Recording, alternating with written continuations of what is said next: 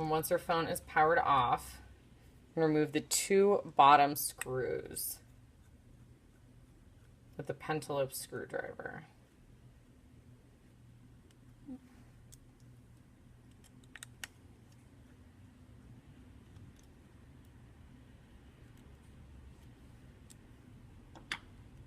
To get the back case off the iPod or iPhone, simply have to push with your thumbs and it slips right off like that. You set the back case aside over here, and now you're into the phone. So as you can see, here's the battery. You've got your speakers down here. All your connectors are up here, your camera. So what we're going to do is start with taking out the battery.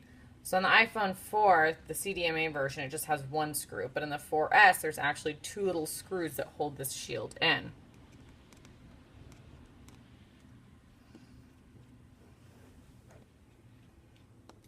So take that little screw out there. And then you can very gently unclip this with your nail. Or if you don't have nails, you also have the handy tool called a spudger, which is kind of like a soft plastic pry tool.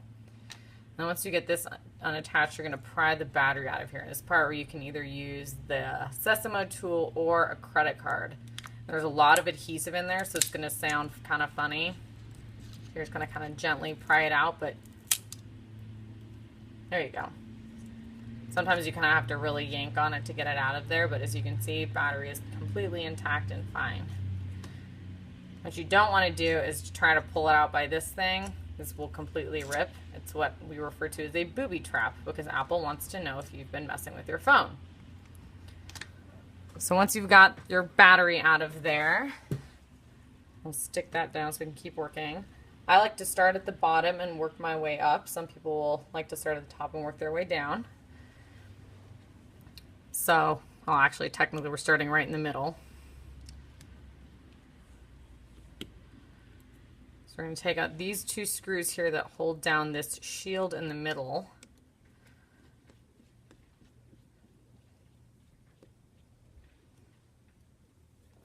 And place them up there. And this little black shield comes off. I'm going to place that up there also, keeping track of everything. And then, using your fingernails or the spudger, you can gently lift this connection. This connects your entire charging port and all of this. You gently peel it back and just fold it out like that. So now you can actually start at the bottom. So you have 2 screws down here at the bottom that are holding in the speakers. This little bit. And that.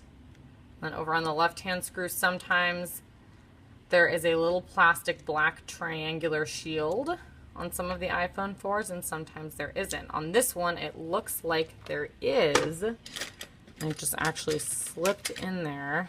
I'm going to use some tweezers and grab that little guy right there. I'll set that over there. Then we're going to use the screwdriver here and remove this shield up here right above the vibrator. And with this shield and the screw, we're going to put it back up right by the battery connector since they go right next to each other. But you have to take off this one first to get to that. So once you have that out, this little cable right here is an antenna. So this little circular silver thing you're going to be removing. Something, once again, very easily done with a fingernail if you're gentle. So I've got mine out there. Just kind of untuck it there. And now you're going to gently, with your both thumbs, apply light pressure and kind of pop the bottom out. And now you've got your entire speaker assembly out. So you can place that over there with the screws that hold it in. Okay, and now we're going to take out this upper shield here.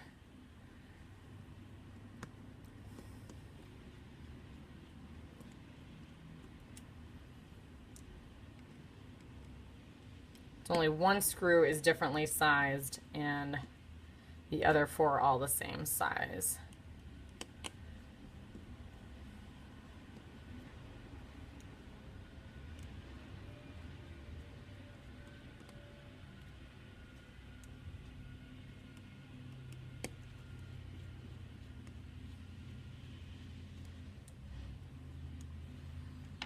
got all those out, and now gently I'm going to catch the edge of this black shield here, kind of wiggle it out. So as you can see, there's a little cable right there that it's pulling. You may want to make sure not to rip that cable because that is a power connector. If you do manage to rip a cable, you're just going to end up being like, why won't my phone turn on or my headphone jack work? And then you'll just have to replace it. So I'd say be very careful. We got that shield out there. I'm going to start removing pieces up here. You've got your camera. And then there's 5 connectors right here that power there's a power, your LCD is up here, the volume, the headphone jack, all that good stuff. So what we're going to do is remove them. We've got 1, 2, and then, so you can see up close here, we've got 3, 4, and 5. So we got those 5 off. And then you've got another one over here, and this is holding in yet another antenna. So we'll take out this small screw, set it there. And this is a little tiny black shield. So I'm going to use my nail to gently pull that up there, and I did just actually fling it on the ground.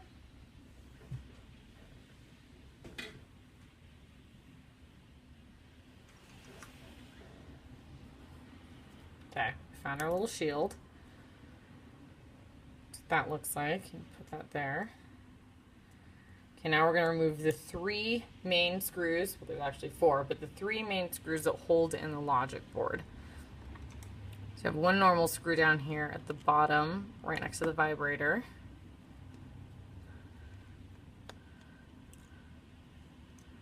Set that there. And then for the other 3, you're going to have to use the large flathead.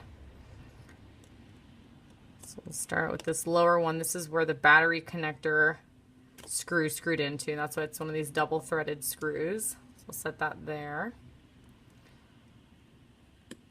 And then we'll get this middle one out here.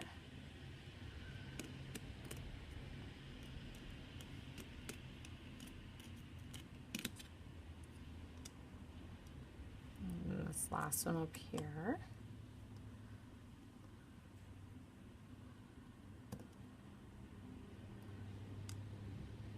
All right, so we've got these main 4 out.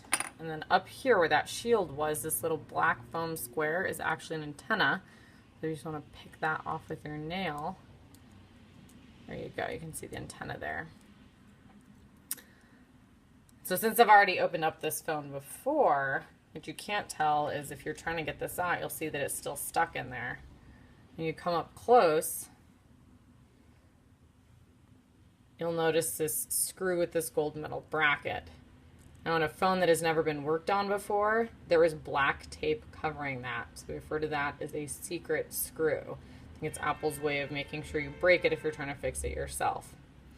So we're going to peel, if you can't see the tape, or if the tape is there, you can just kind of poke around with your screwdriver and you'll be able to find it, or the hole for the screw. And then we'll remove that, plus that little metal bracket. We'll place it by the camera because it actually sits right next to the camera. So now you've got all these assorted screws out. You can gently lift up the logic board and ta-da, pull that out. So we'll move this out of the way for 2 seconds. On the logic board here, it's important, this little black piece likes to pop off because it's not really attached. But it's important to keep this on because it acts kind of like a rubber bumper, because when the logic board is sitting in here, as you can see, it sits right where the cables are. So it's really easy to rip those cables if you don't have that little black rubber piece on there. So we're going to set our logic board aside over here.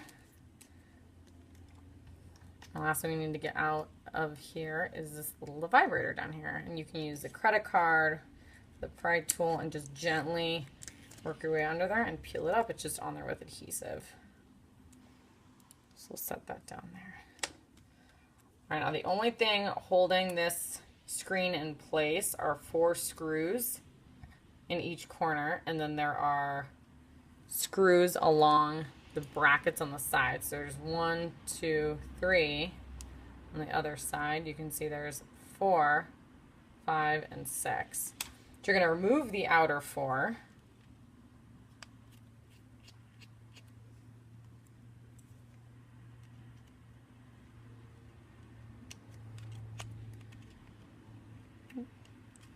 Actually, I think 2 out of the 4 on the edges are also covered with black tape, so you kind of have to poke around a little bit.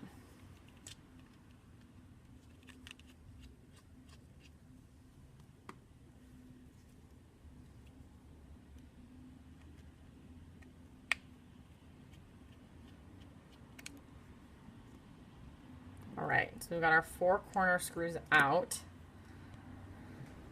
Now we're going to loosen about 2.5 turns on these main screws here. So 1, 2, half, 1, 2.5.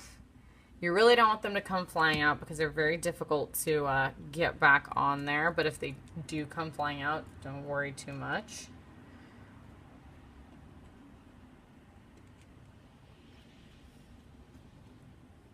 Oop, that one I loosened a little bit too much. I'll tighten it a tiny bit. 1, 2. There we go. Okay. So now your screen is loosened and ready for removal. So what I like to do is you want to start down here at the bottom right hand corner. So underneath all of here, this is all adhesive there, and it's all adhesive across the top also. This is nice where our tape comes in handy because we don't have glass flying at us while we're trying to do this. So you're going to work the edge in between the metal frame and the plastic. You're going to slowly work your way around. Really want your home button needs to stay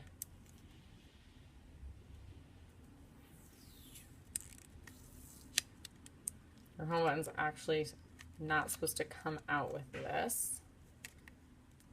So if you have tape on there, you kind of want to be careful. There we go.